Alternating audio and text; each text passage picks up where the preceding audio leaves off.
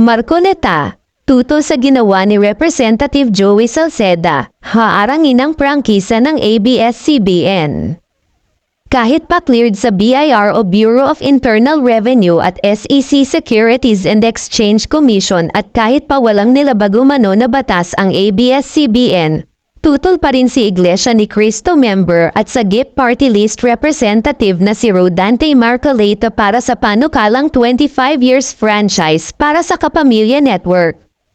Nitong January 7, 2025, nag-file si House Ways and Means Panel Chairperson Joey Salceda ng House Bill 11252 para pagkalooban ang ABS-CBN Corporation ng franchise para makapag-operate ng telebisyon at radyo sa Pilipinas.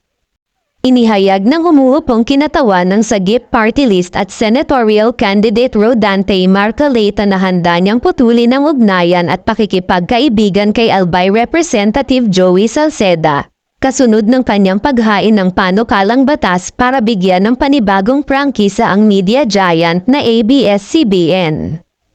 Sa kasalukuyan ay dinidinig na ng Kamara de Representantes ang naturang House Bill na binalangkas ni Salceda. Matatandaan na isa si Marcoleta sa mga humarang sa ABS-CBN franchise renewal noong kasagsagan ng pandemic.